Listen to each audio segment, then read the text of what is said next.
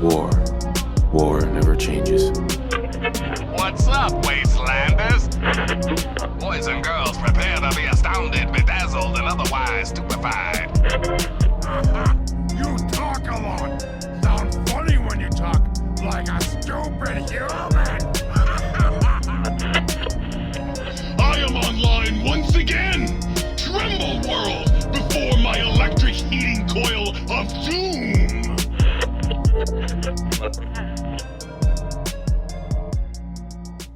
What's up, Wastelanders? Hello and welcome to Tapes from the Wastes, a Fallout fan podcast bringing you lore discussions, gameplay talk, Fallout news coverage, and more.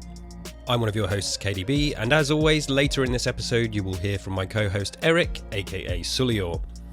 So yes, this is another episode where Eric and I have our own separate segments. We are planning to do an episode together for the next episode, and I'll talk more about that at the end, about what that's going to be. But yes, just for this introduction and initial part, it's me by myself, and I'll hand over to Eric after. And this episode it's a little bit different. So we're not focusing on any specific Fallout lore or Fallout game, because usually, if you're a listener to the show, you'll know that generally we have a focused point in the Fallout universe that we talk about, at least as the main topic of the episode. We have our general discussion episodes from time to time, and this is kind of more one of the general ones. And the reason for that is it's showcase season in the video gaming world. We are just off the back of the Sony showcase, or the PlayStation showcase, I should say. And coming up on June the 17th, let me check. Let's fact check myself live. Xbox Showcase. I think I said last time that it was like June the 16th. So it's June the 11th. June the 11th. June the 11th, the Xbox Showcase. That's like a couple of weeks from now. And something that lots of people like to do, and, talking amongst friends and other content creators, everyone's making their predictions and hopes and dreams for all these showcases. And we're just going to talk, both of us, Eric and I, about in-depth more. I think I touched on it in the previous episode. I said some stuff about the showcase, but this is a bit more in-depth, getting into our real hopes and predictions for the upcoming showcase, specifically for Fallout as well. Please do come and interact with us on Twitter and let us know your predictions for the showcases as well. And so that's the point of today. So sit back, relax.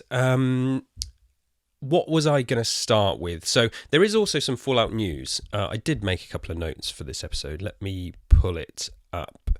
So before I get to showcase talk, let's talk about Fallout news. So nothing major in relation to the games, but there was a couple of interesting kind of behind the scenes tidbits that came out. Tidbits, I don't know that's not a word I really use, but it's come out of my mouth now.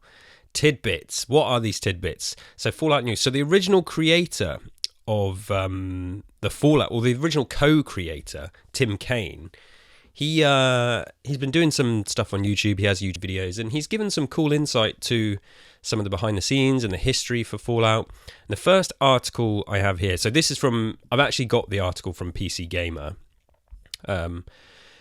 who have highlighted the bits from Tim Cain's videos on YouTube. So you can obviously follow PC Gamer, you can follow Tim Cain on YouTube as well. And the first one here is quite interesting. He talked about why he left why he left the franchise. I think why he left Interplay. And the headline is, original Fallout co-creator finally explains what made him leave the sequel. And he says, I made an IP from scratch that nobody believed in except the team, and my reward for that was more crunch. So it's quite an extensive thing here, but so I do encourage you to go and watch the videos and listen to him talk about it in depth. But essentially, I'm just going to give you a couple of the pull quotes here. I did have this open. Let's have a look. So according to Cain, Fallout 1 was a low priority for Interplay initially, but this was a blessing in disguise for him and the team. It led to a lack of oversight and an amount of creative freedom that the developers would come to long for later. Cain describes taking on a lot of first-time developers, as well as the so-called problem employees that hadn't thrived at Interplay. Things began to change towards the end of development as Interplay's QA employees began playing Fallout to the exclusion of their own other assignments, which landed Cain in a spot of trouble. The project came to the attention of the Interplay founder, Brian Fargo. As Cain describes it, Fallout built greater momentum and drew more attention in the months leading to its release. And after its critical success, Fallout 2 became a priority for Interplay later. But Cain describes not wanting to make a sequel at the time. He was feeling burnt out after a long crunch on Fallout 1 and wanting to move on to something different. And then he also says, moving on to Fallout 2, Cain characterizes the project as having increased interference from management, citing Fallout 2's infamous tutorial, The Temple of the Trials, as an example. We were mandated to put that in, Cain explains. We were told that there had to be a tutorial. I said, can people skip it? And they said no. What about on subsequent playthroughs? No. And then there's some more stuff here about Fallout's iconic box art. He also talks about that his bonus for shipping the original Fallout was significantly docked, which obviously, it's kind of interesting. Like I say, there's a lot to this. He's put out a couple of chunky videos, and this article does summarize a lot of it, but I encourage you to watch the videos. But it's always interesting when, years after the fact, the developers come out and talk about this, and it's always kind of mixed feelings when you hear that things that you really enjoy, aren't sort of, it's all not kind of sunshine and rainbows all the time. And I think with game development, this is no secret, especially back in the day. Things like crunch and stuff like that, we're all aware of that it's not a good thing. Cain also says, he did do consulting on the Outer Worlds. I didn't know that, actually. Okay.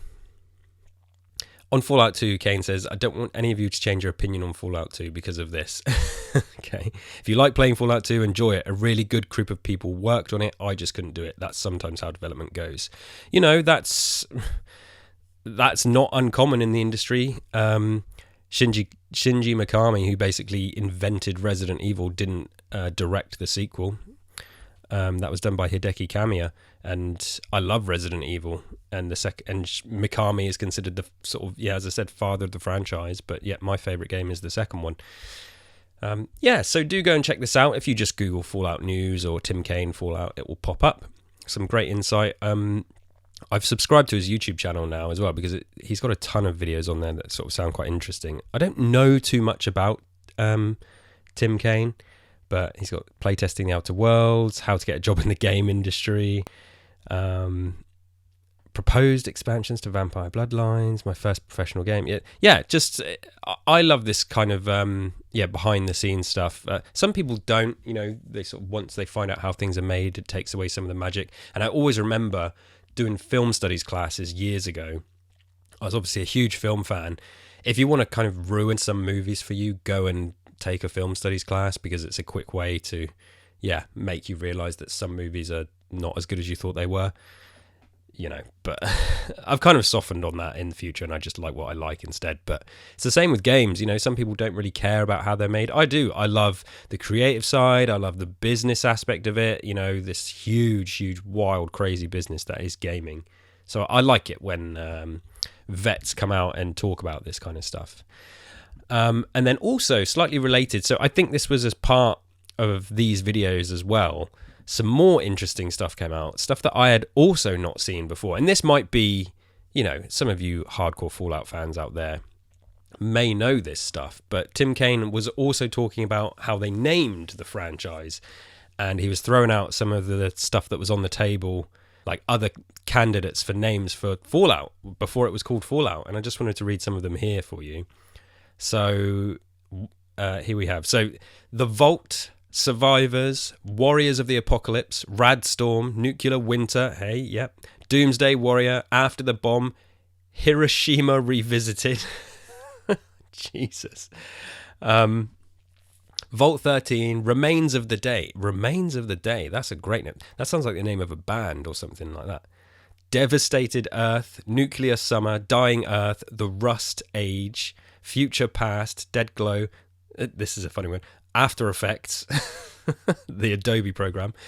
Devolution, The Surface, Surfacing, Out of the Vault, Ground Zero, Earth AD, Moribund World. What the hell does moribund mean? I am, sometimes I discover that I'm a complete idiot. But moribund. Moribund means at the point of death. Wow, there we go. Every day's a school day. Moribund world. At the point of death world. Wow. Vault 666, World Gone Mad, Static Age, The Chosen Ones, The New World, The World Outside, Outside the Vault, After the Collapse, Return to the World, and Outside. I kind of like Outside. That's not too bad, Fallout was suggested by co-creator Brian Fargo, and Cain says, I kind of didn't like it, but sure enough, the next morning I woke up and went, Fallout's actually a really good name. And Cain suggested it to the team. We suggested it to the team, and boom, everybody loved it. It was the number one choice. It worked really well for sequels. I specifically did not want to call the first one Fallout 1. I know people call it that these days to distinguish it, but to me, it's just Fallout.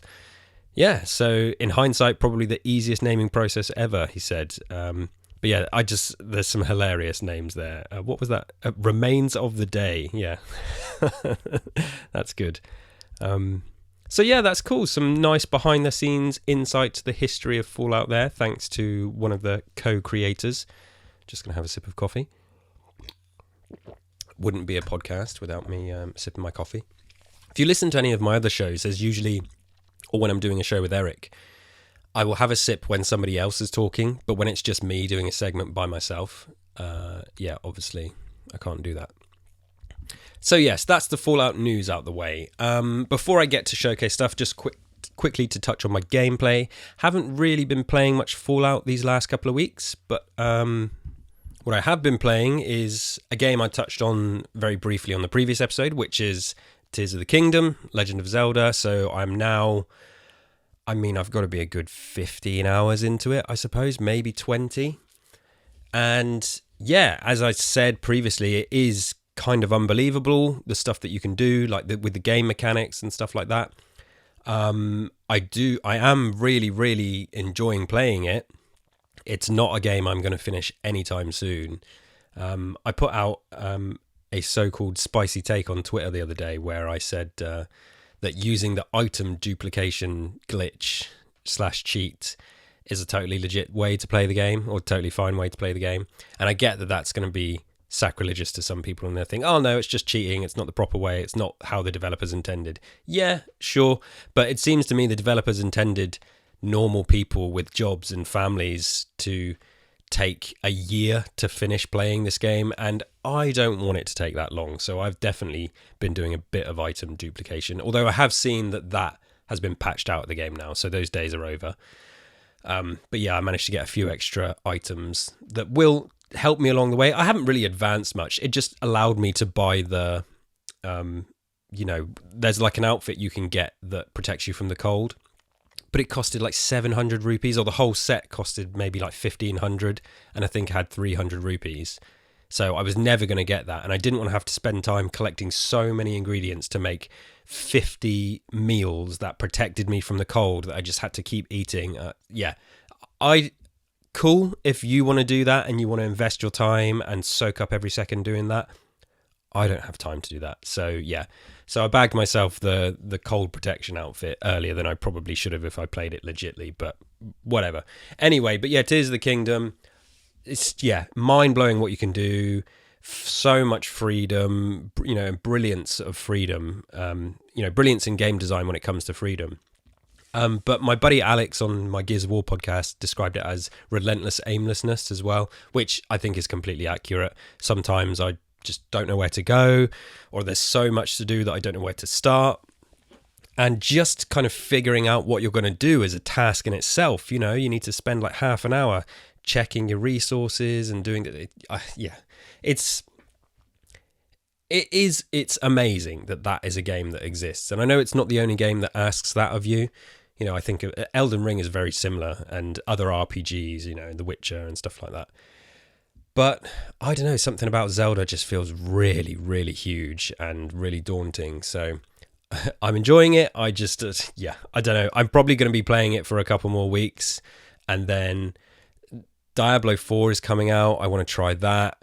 And then there's going to be other games that I just want to play. And yeah, I can't keep playing this game forever. But yeah, I highly recommend it, that's for sure. If you've got a Switch, it's worth picking up. Planet of Luna came to Xbox Game Pass, which is a puzzle game, a bit like Limbo and Inside, those types of games, if you've played them before.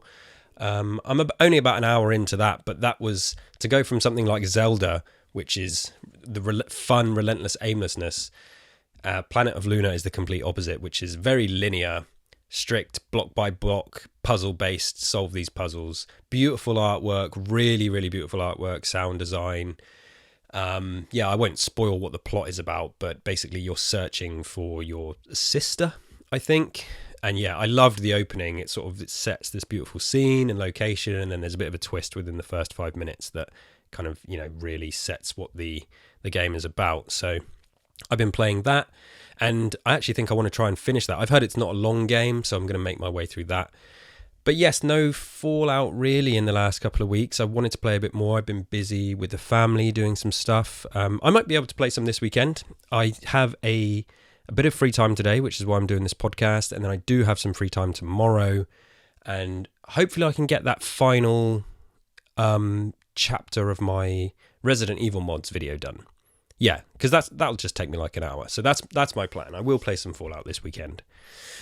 Other gameplay, nothing else really. That's it. Planet of Luna and Zelda. If you've got Game Pass, go and check out Planet of Luna. If you've got a Switch, pick up Tears of the Kingdom. What are you waiting for? I mean, I feel like it's a game that pretty much anyone can enjoy. It does ask a lot of you, but you don't have to do it.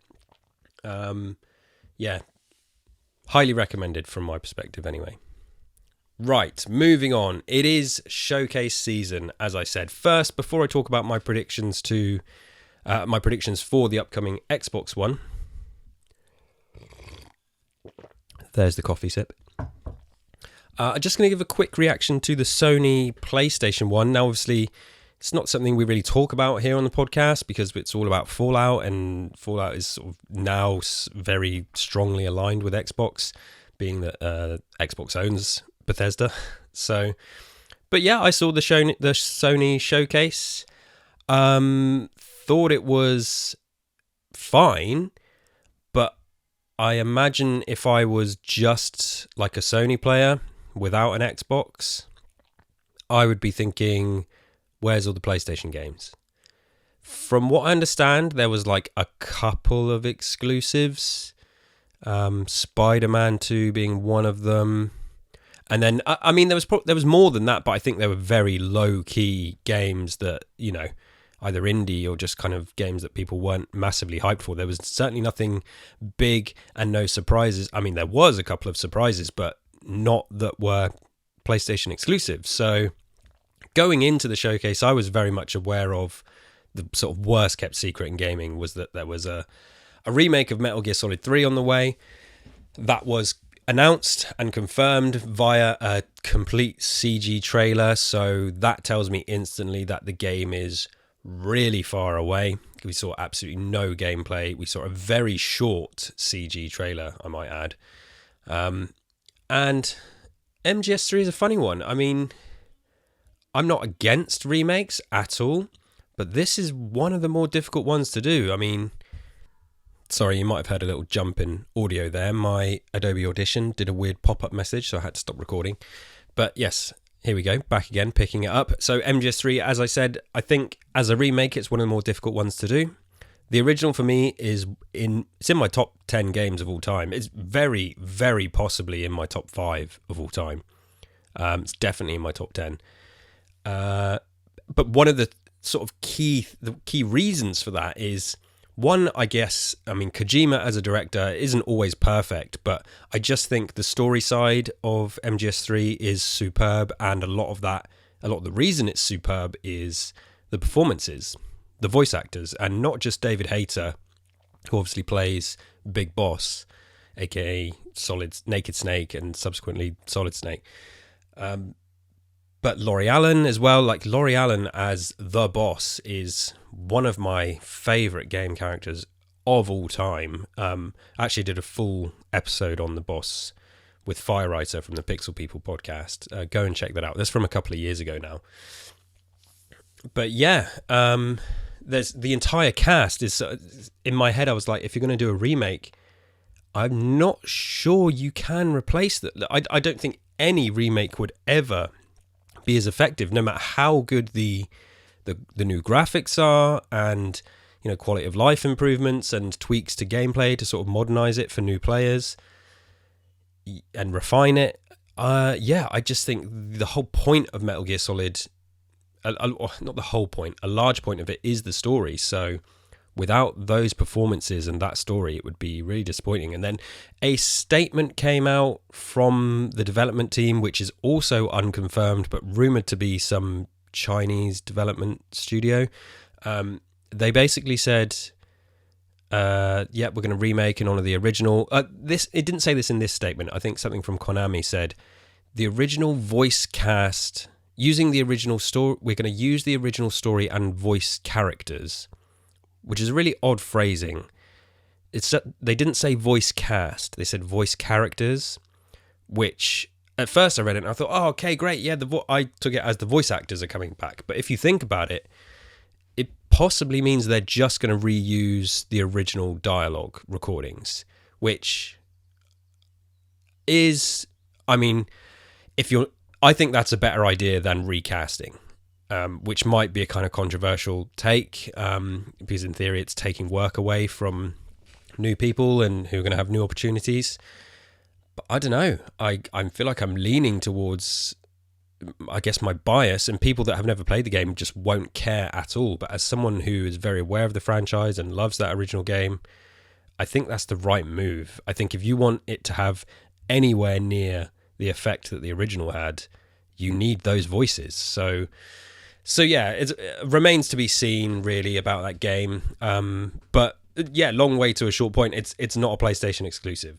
It said coming to PS5 on the showcase, and then straight away after was confirmed by Xbox. No, it's coming to Xbox as well, along with most of the games that were shown at the showcase. So yeah, not many exclusives. Nothing from The Last of Us factions. As I said, no other big surprises. Nothing from Resident Evil, which isn't an exclusive, but it's kind of synonymous with the PlayStation showcases, and all the big reveals for the Resident Evil stuff in recent years, I believe, have happened at either Sony showcases or Capcom ones.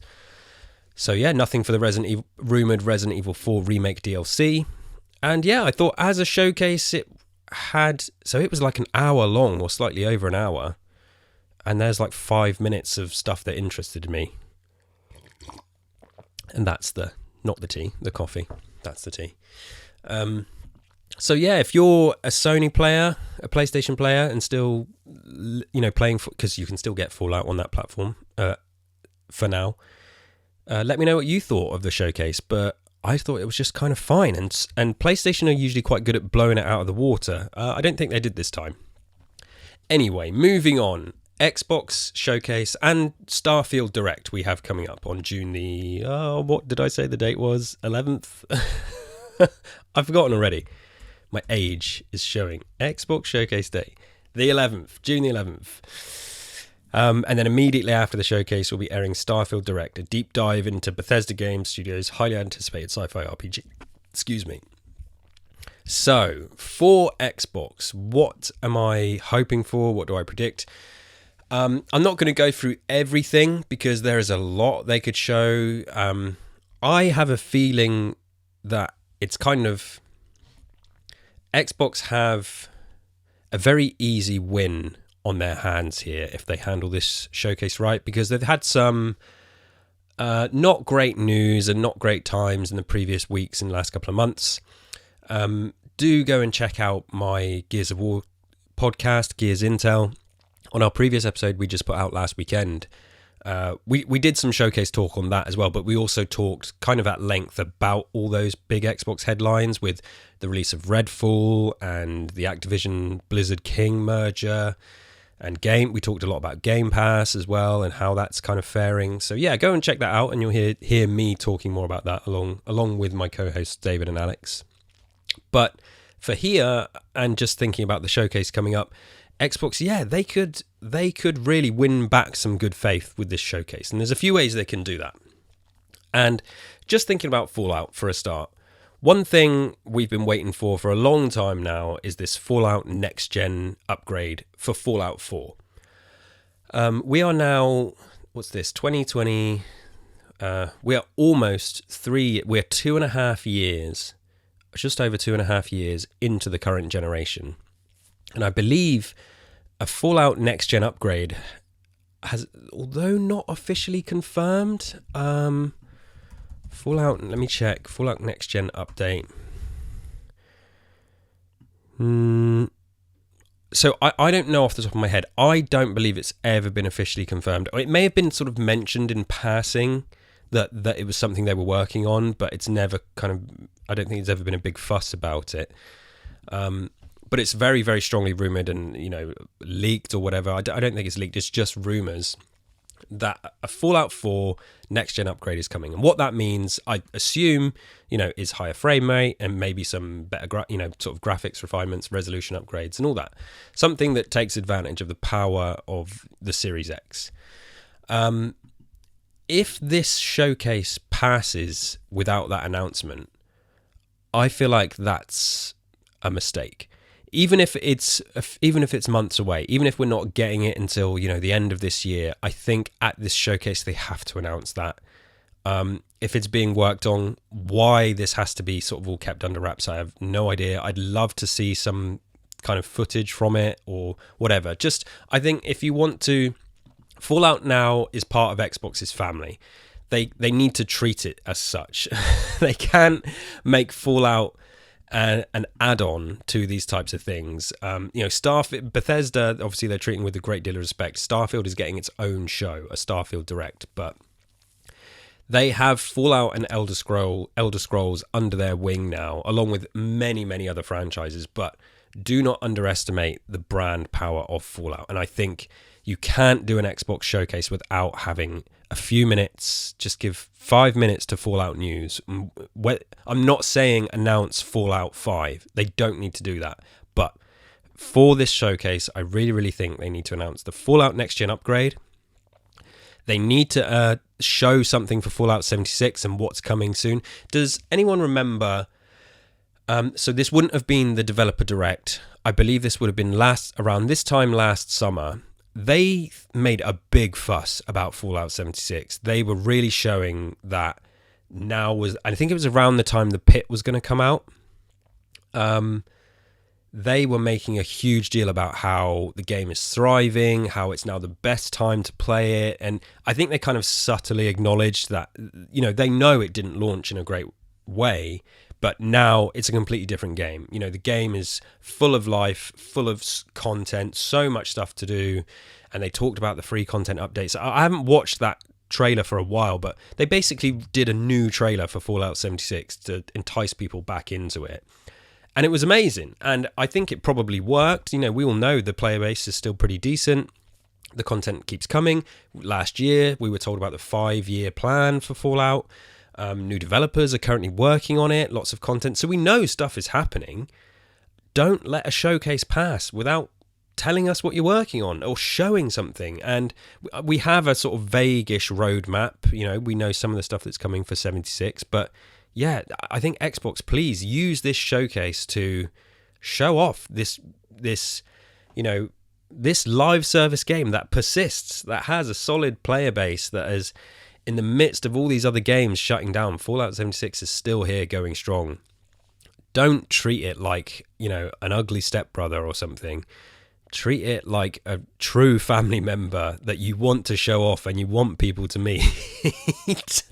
Yeah, it's maybe a terrible analogy, but, hopefully you guys know what I'm saying. So, yeah, we need to see that. Fallout 4 Next Gen upgrade, show something, hype up Fallout 76. We're not getting a Fallout 76 2, as far as I'm aware. We're just going to get more content. I would love to see that there's a big story update coming, something. Give us a nice big tease. Again, I don't care if it's 6 months away. What I do care about is this showcase passing and Xbox not shouting about it. So, yeah, please do that. So, next gen upgrade, Fallout 76 news, and as I mentioned on the previous episode, the Fallout TV show trailer. Now, coffee sip incoming.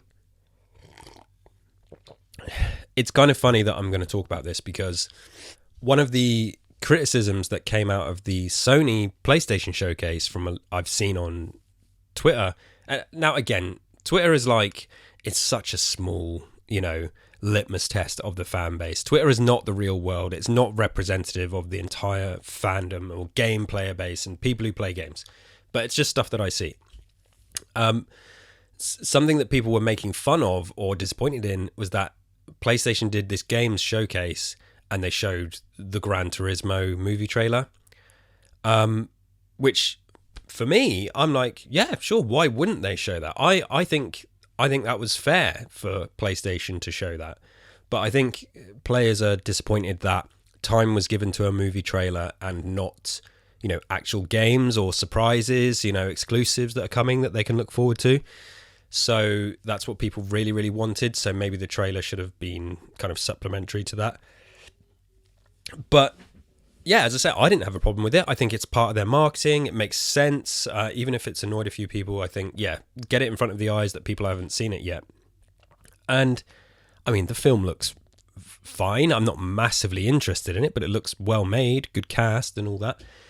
So yeah, it's kind of cool that they showed that. And I think with this Xbox showcase, we have to see something from the Fallout TV show. That, the leaks have been all over the internet. We've seen what we think is a single frame. So last autumn time, I can't remember when it was. Surely not last summer. Surely not last summer where we saw that one frame. That was like the start of this year or late last year. What was it part of? It was basically a still image, and I did a bit of analysis for it for the podcast at the time, where I said I think this is a shot from the show. When I first saw it, I thought, I thought it was fan art or an illustration or some kind of key art to promote the show. But when you look at it more closely, like it looks like, yeah, it's a lifted frame from the live action. So, they've shot it, they've got footage. You can't tell me that they haven't got enough footage to cut. I'm not asking for a 5-minute trailer. Give me a 30-second teaser. I want to see a few more shots from this show. Everybody does. It's time. We need to start building this hype train for the Fallout TV show. Coming off the back of the success of something like The Last of Us. And I'm not stupid. Like, honestly, I'm not expecting the Fallout TV show to be as good as The Last of Us. The Last of Us was produced by HBO. HBO makes some of the best television of all time, so that's big shoes to fill. That's a big, that's a big match to follow, as they say in wrestling.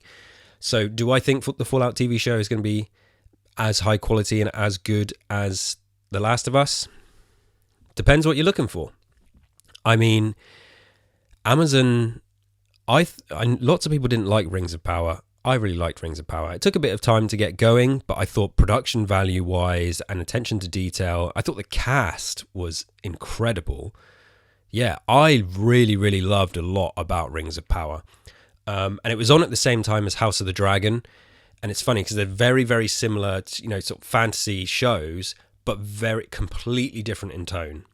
Now, production value-wise, I actually thought Rings of Power's production value was better than some of House of the Dragon. Now, House of the Dragon had incredible sets and incredible, the cast was just jaw-dropping, the writing was great. Some of the CG in House of the Dragon was, it was video game level. There's a few shots of like a wild boar and a stag, like a deer. And they were rough. That was rough CG from an HBO production. The CG in The Last of Us, from what I recall, was all incredible. I don't remember seeing any CG in that I thought looked bad. Yeah, House of the Dragon though. Whew, yeah, I thought Rings of Power outdid it for the CG. Now, so my point being, Amazon is not afraid to throw some money at TV shows. They will do it, and more money often means better CG. Not always. Obviously, you need good talent.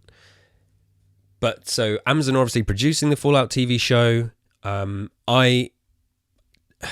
okay, I need to reframe what I'm saying. Am I expecting it to be as good as The Last of Us? That's silly for me to say. I think the tone is going to be different. I honestly do think this Fallout TV show is going to be more kind of leaning into dark humor and possibly more. I was going to say sitcom. That's not what I mean. Like, so the Last of Us was very, very kind of insular, very, very focused on those two main characters primarily. I think Fallout, the TV show, is going to be a bit more of an ensemble show. Not massively, but I think it's going to be jumping around a lot more between different groups of characters. We're obviously going to have a lead, you know, or a couple of leads, but The Last of Us focused very much on Joel and Ellie and their stories. Although it did depart, you know, quite wonderfully. You know, episode 3 it was when we saw stuff about Bill, where the lead characters weren't even really in that episode. So yeah, it did do stuff like that. But I think, yes, structurally and tonally, the Fallout TV show it's going to be a world away from something like The Last of Us. So it's difficult to compare them. But technically, talking about the technical side, I don't know. Yeah, I don't know if it can sort of meet some of that classy level of writing and stuff that HBO does. They really, really know how to do the emotional stuff. I think The Last of Us will hit you emotionally. I think something like Fallout TV show is just going to be a bit more fun and easy on the stomach and easy on the mind. And that's what I want it to be honest. So yeah, they can both be, you know, 5 out of 5 shows, but for very different reasons. So yeah, I've kind of, just as I'm rambling here, I've talked myself round a little bit. I do have high expectations for the show. There's no reason for it to not be good. The source material is there.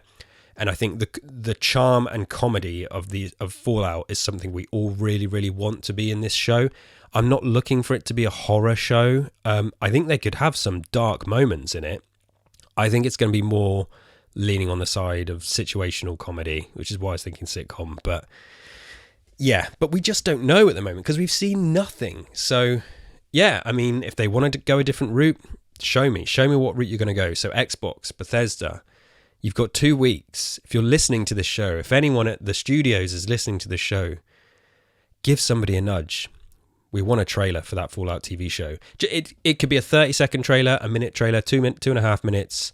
We're all ready to see more. Let's start the hype train going. Now, don't let the backlash against Gran Turismo's trailer being shown at the PlayStation Showcase put you off. I think Xbox is going to have enough good stuff to show that they can sneak a Fallout TV show trailer in here. Oh, and I think the reason that people are annoyed is the Gran Turismo trailer was already out. It's something that had already been released. I don't think it was a new trailer that got shown.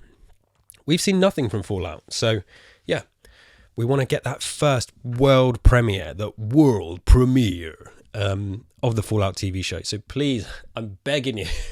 I'm begging you, please. Yeah, you can tell I'm excited about it, right? All right, I'm going to move on. So that's my predictions for the Fallout side of things. The next gen upgrade, I would really like them to put 76 out on Front Street, say that it's still there. I think there's plenty of life left in the game if they allow it. And yeah, Fallout TV show trailer, please. We'll get nothing. I don't think we're not going to get anything for Elder Scrolls, and then obviously Bethesda and the Starfield side is coming up separately. I'm very excited for Starfield. I'm keen to see more about that. And Eric and I will talk more about that in future. But anything else? I mean, some release dates would be good for Forza Motorsport, a game which I'm not really like a racing game enthusiast, but from a technical aspect, it just looks insane. So, and it's going to be on Game Pass, so I'm definitely going to try it. I like the Forza Horizon games as well. I know the Motorsport is the more sort of closer to simulator side of things, but I thought the other Gran Turismo 7 looked good. I think this looks better. So would love a release date for that.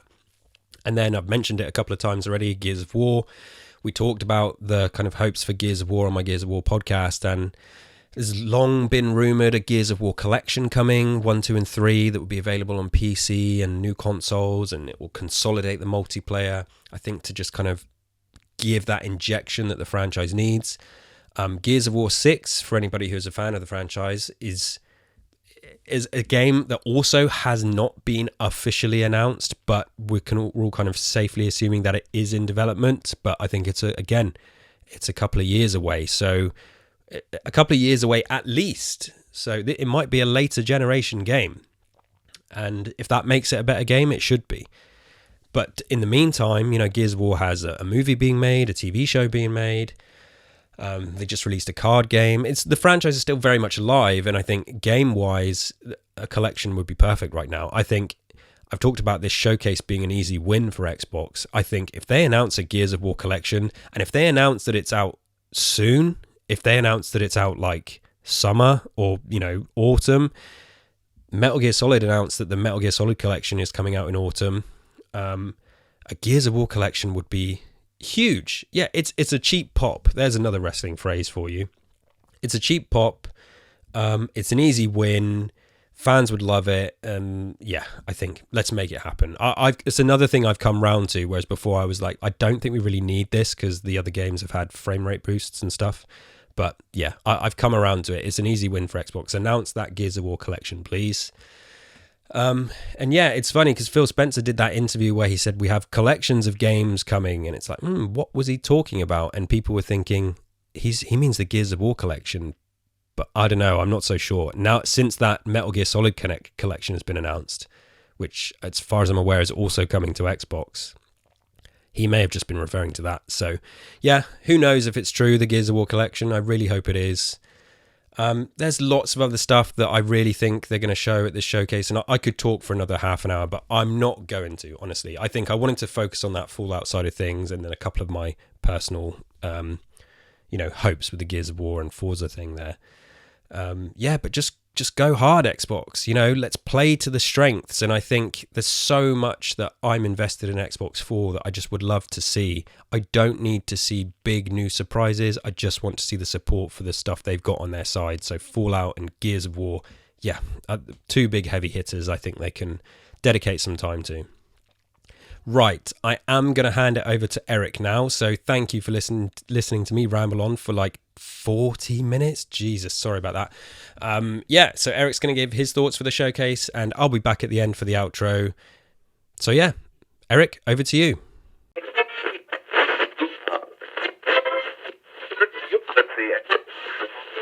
Hello, fellow Wastelanders. Eric, aka Suliore here, and we got a showcase on the horizon. It's super exciting. So, the biggest question with these is, what if? Like, what would we like to see? What are we hoping to see versus what's realistic? But yeah, there's so many different things that they could possibly show us during this, not to mention the Starfield Direct, which I will be talking about that too. But yeah, I have no clue what they could show at this. There's, again, so many different things. Like, they could be showing something for Halo, maybe another entry in the Gears series. We just don't know. We do know that there was something that was said recently on social media about several games coming to Xbox. So why don't we go through those real quick? So first up is Immortals of Avium. I have no idea how to pronounce that word. Avium? I don't know. So Immortals of Avium, let's just go with that. It says here, you'll get to experience an action-packed single-player, first-person magic shooter. So that sounds right up my alley there. I've never heard of this game before, but it sounds pretty cool. So it will be on the series consoles and PC. There's no date for when it's going to drop. Let me see. Let me watch this video real quick. Avium is how you pronounce that. So it looks like it's an EA game, and it looks like it releases June 20th. So that's coming up. That's less than a month from now. Next up, they talk about Ghost Runners 2. So it is kind of a cyberpunky type game, and I don't really know much about that also, but that is going to be on Xbox. It just says 2023, so who knows. And then we got the Talos Principle 2. I've never played Talos Principle games, but it does sound interesting, and that just says 2023 also. Then we got Nova, which seems like an artsy independent game, and apparently This game is also coming to the Switch in 2024. Yeah, this art style is really cool looking.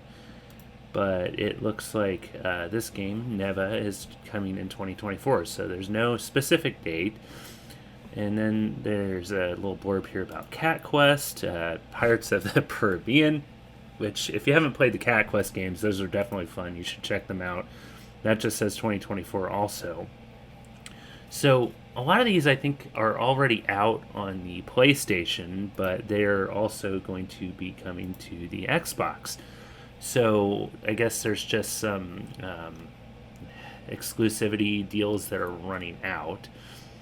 Then we got a little blurb here about the Plucky Squire. So this seems like a little cutesy 2D puzzle game, platformer, and this says 2023. So a lot of these we're not getting specific dates. It's just like hey, here's what's coming. So and then we got Teardown, which I believe was on PC at one point in time. But I mean, I'm sure it still is. But it says this year. So this is already on PS5, I believe. Next up is one that I know Kelsey is pretty excited about. So we got Metal Gear Solid 3 Snake Eater. So this, I have to admit, I've never really played Metal Gear games. I know they've been around forever. Like there were Metal Gear games on the NES. But it's a game series that I've always been curious about, but I've never actually tried. So this, it says, is coming out on Xbox, no date. Okay, so they've just announced it. Oh, I'm sorry. It says right here coming this fall. So, yeah, I really need to try Metal Gear. I know Metal Gear Solid 5 in particular is one that people get really excited about when talking about it. But yeah, it's another series that I've just never tried. Always been curious about, never tried. Same with God of War. When's that coming to Xbox, guys? Next up is one that I've seen a lot of people talking about on social media, and that is Alan Wake 2. So another series that I've heard about, never really tried. So yeah, I believe the first one is on Game Pass, but yeah, I've never really looked into it, but it does sound interesting. So very cinematic, survival horror, and this looks like it's coming to Xbox on October 17th of 2023. And after this, they are talking a bit about Assassin's Creed Mirage. So if you've listened to the show, you know that I really do love the Assassin's Creed series. Very, very cool. I love learning about history and what life was like during these times. And this one looks really cool. It takes place in Baghdad, pretty early on in the history of the Assassin's Order, the Hidden Ones. So, yeah, this comes out October 12th. So, really cool. Can't wait to check that one out. And number 11 here is Street Fighter 6. Now, I have loved the Street Fighter series since I was a kid. Since I played Street Fighter 2 in my wee younger years. And didn't really get to play much of Street Fighter 5. I do have it, but I haven't played a ton of it. One thing I hate that it's kind of become is when you get the base part of the game, you get a handful of characters. And then if you want to experience the full roster, which includes, I don't even know how many people now, you have to pay at least as much as the game itself. I don't know if it's going to be like this. I don't really give a shit about the costumes, like the different outfits that you can buy, because, I mean, it's all cosmetics, but that's just me. I don't mind paying for cosmetics, like having the option to pay for cosmetics if you want, but paying for like most of the roster is kind of asinine. But I do love Street Fighter. I do love the series. Loved this series pretty much as long as I've been alive. I mean, I think the first one came out in the late 80s, but nobody really knew about it until Street Fighter 2 came out in, 92? I mean, I wasn't I wasn't born in the 90s. I was born quite a bit earlier than that, but you get what I'm trying to say. So I know that there's a beta going around now for this game. But yeah, if you want to experience the game when it releases June 2nd. So very, very soon. And then we got Dragon Dogma. I haven't really played this series too, so I'm not going to really comment on it. Other than saying that this comes out. Give me 1 second here. It looks like it doesn't have a release date. So, okay, I guess we'll move on here. There's another clip here for a game called Marathon. It looks like this will have cross-save, or cross-platform with all platforms. So that's definitely good. I don't really know about this series either, so moving on. And finally, we've got Destiny 2. Now, I know there's a lot of people who love the Destiny series. I still have yet to play it. But we got an upcoming expansion called The Final Shape that a lot of people will be all over, I'm sure. I take that back. There are a few games that will be only on PC. So we've got Fair Games, we've got Helldivers 2, and then we've got Phantom Blade. So, yeah, that's what we know is coming. As far as what could be, God, I don't where to begin. I would love to see trailers for things like Mass Effect 4. We haven't really seen anything of that yet. We know it's coming. They have announced it. We know it is a sequel to the trilogy.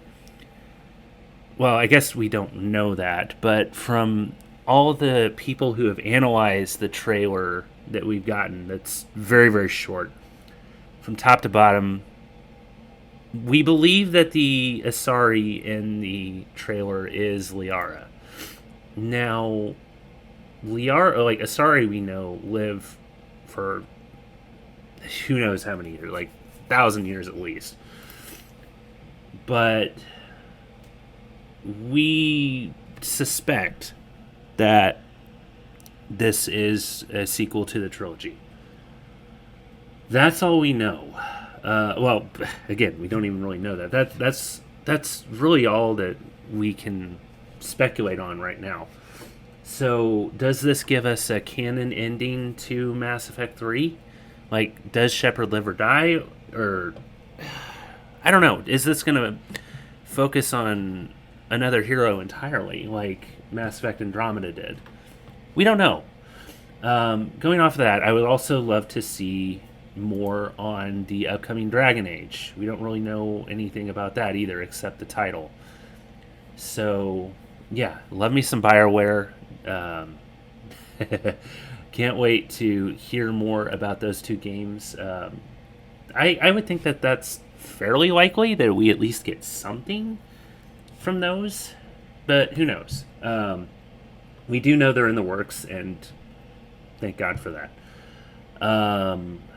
Again, I would love to see more Gears of War. I haven't really played any of the series since, the first one. I played the first one to completion, and I played co-op a little bit with a friend during the Gears of War 2 days, when that was the most current one. That's all I've played. I loved the first one. I really need to play more of the second one. Check out Kelsey's Gears of War podcast if you want more information about the series. A little plug there for you, buddy. Maybe we'll get a trailer for Halo, or for an expansion for Halo Infinite. I don't know. Like I said, there's so many different ways that this could go. It's hard to speculate on. Elder Scrolls and Fallout, I'm not really expecting anything for that unless they talk about maybe the scoreboard for the upcoming Fallout 76 season. Maybe we'll get another thing about Necrom. I don't expect to see that. I don't expect to see anything about Fallout 5 or Elder Scrolls 6, because those are still who knows how many years away. They want to finish up on Starfield first. And again, I'll get to Starfield here in a minute. But if we do get anything Fallout related, hopefully we'll get a trailer for the Fallout TV show. I am really looking forward to that. Hopefully we'll get some sort of trailer.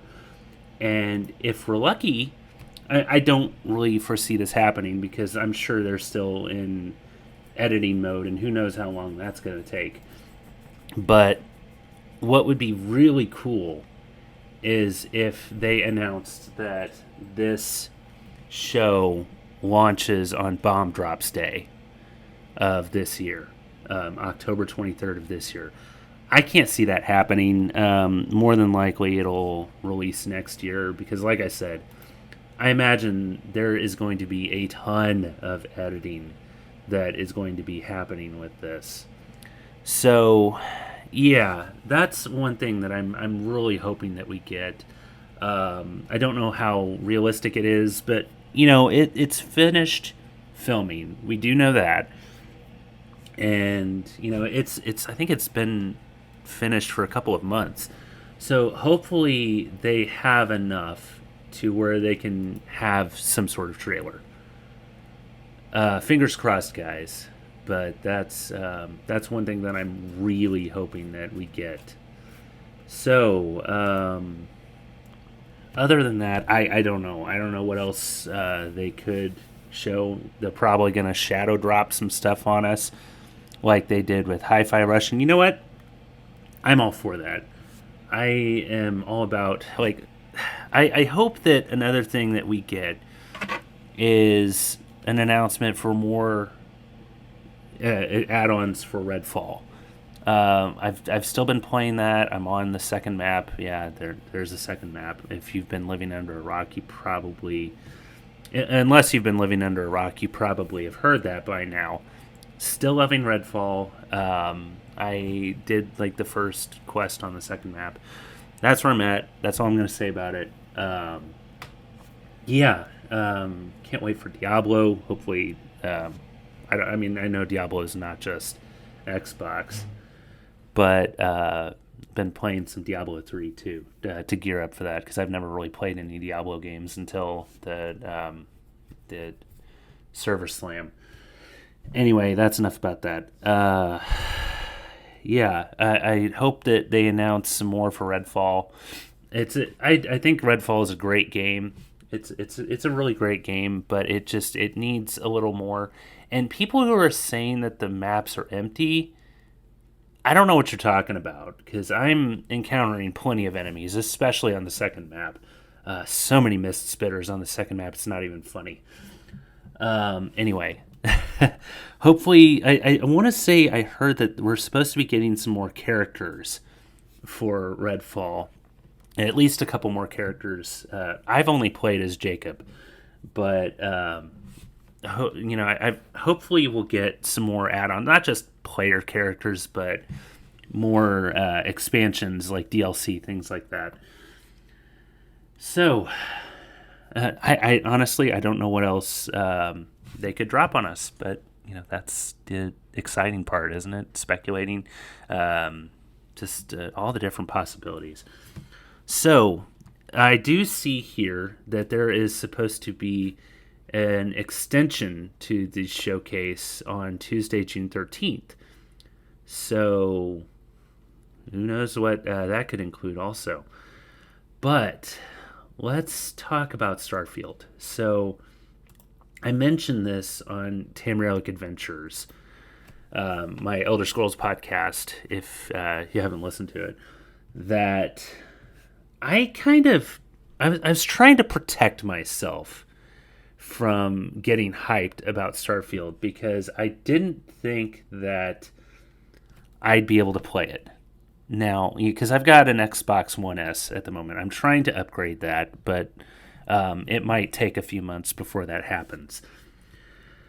And I did this with Fallout 76 and to an extent ESO also.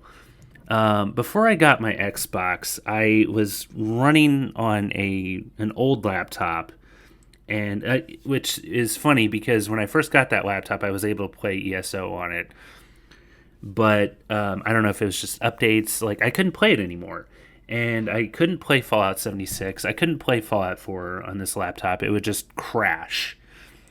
So when I had started listening to podcasts back in 2019, and I didn't want to listen to podcasts that talked about the gameplay or anything like that. Or like, I didn't want any ESO or Fallout 76 specific podcasts to listen to, because why listen to something that's talking about something you can't play? That's just torture, in my opinion. So I've kind of approached Starfield the same way. I didn't really expect to be able to play it when it came out. So why get hyped over something that I can't play? It didn't make any sense to me. But I started talking about it with a friend of mine, and she invited me to a Starfield Discord, and I made the decision, like, look, I've got to upgrade my Xbox. It's just, at this point, everything that's coming out is next gen exclusive. So I'm saving up to upgrade my Xbox, and it's coming out September 6th of this year. Yes, of this year, guys. It's not going to get delayed again. So I've got time. And if nothing else, hopefully I can play it through the cloud, even though I've had a little bit of issues with, just minor issues with Redfall and Ghostwire Tokyo, because you have to play it through the internet. But yes, I am now really getting hyped about it.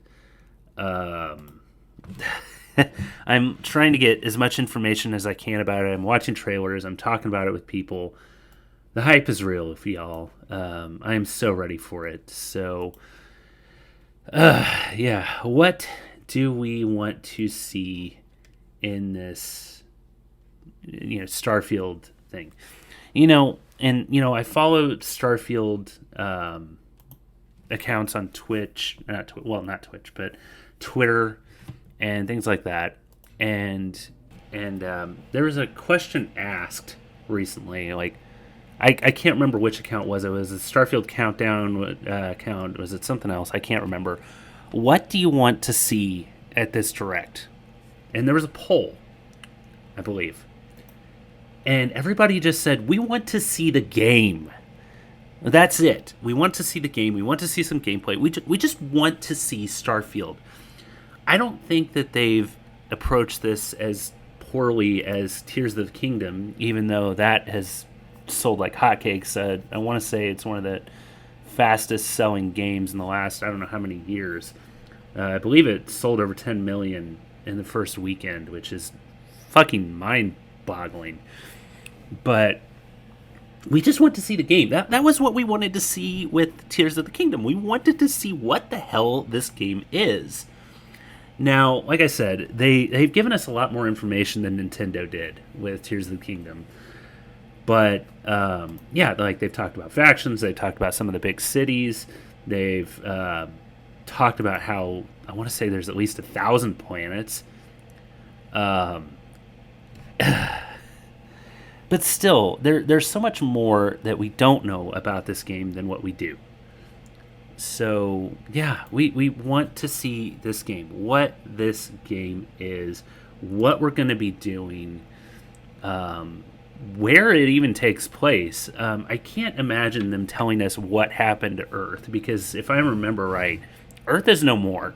Now, how that came about, I don't really think they're going to tell us that. I could be wrong, but there's always this big mystery with Bethesda series, like with Elder Scrolls. It's what happened to the Dwemer? Why are the Dwemer no more?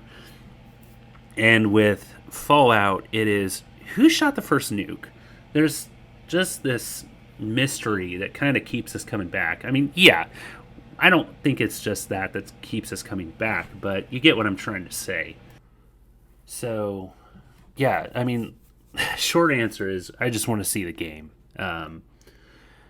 I would love to see some gameplay. I want to see more of what these thousands of planets look like. That's another question that the community has been asking is, with there being so many planets, how detailed are they going to be? I can't imagine it simply being like the ones we see in Mass Effect 1 where they're really small, monotone. There's the desert planet, there's the watery planet, there's the grassy planet. It's got to be more detailed than that. But is it going to be kind of like No Man's Sky, or is it going to be something that we can, is each planet going to be a map the size of Skyrim or Fallout 76 or something like that? I don't know. Because then it's like, okay, how much space is this going to take when you buy the game and download it? I don't know. So I would imagine it'd be kind of somewhere in between. I would love for each planet to be the size of Skyrim. But I don't know how realistic that is. We'll see.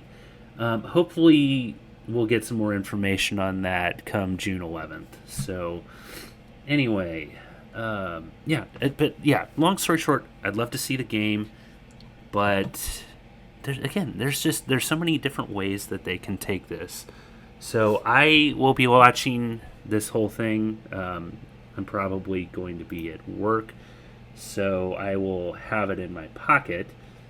But actually, no, that's June 11th, so that is a Sunday. So I will be watching live. So that is it for me. So many possibilities. I'm on the edge of my seat with the excitement, and I can't wait. This is like Christmas, y'all, and I am here for it. So anyway, I'm going to turn this back over to Kelsey, and I will see you all in the wasteland.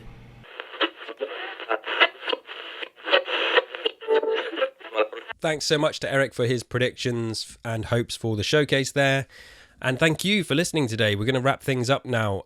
Eric and I will be back for a discussion episode very, very soon. What we're going to do is let this showcase get out of the way. Let this showcase pass. Once that Fallout TV show trailer gets revealed, which it really bloody well better, we're going to have an analysis of that. And if there's no trailer to analyze, we're just going to have a big Fallout TV show discussion. Basically, a TV show hopes, what we want from the show and what we want to see from that, and how we'd like to see the show work. We're going to have a nice long chat about that. So that will be our next episode that will be coming out after the showcase. Let's hope there's a trailer to go with it. Until then, if you enjoyed the content, please do subscribe on your podcast feed of choice. Consider leaving us a rating on Spotify or a review on Apple Podcasts. You can also sub to our YouTube channel, which we have been putting occasional video versions of the podcast on when Eric and I do our discussions. You can also watch stream replays and Let's Plays and stuff like that. And we're trying to do more on the YouTube, so please come and support the channel there. And yes, thanks for listening. Nothing else to say. Come and follow us on Twitter. That's it. Yes. TFTW pod. You can find us on Twitter. You can also find me and Eric individually. He is ENGold08 and I am K_D_B_.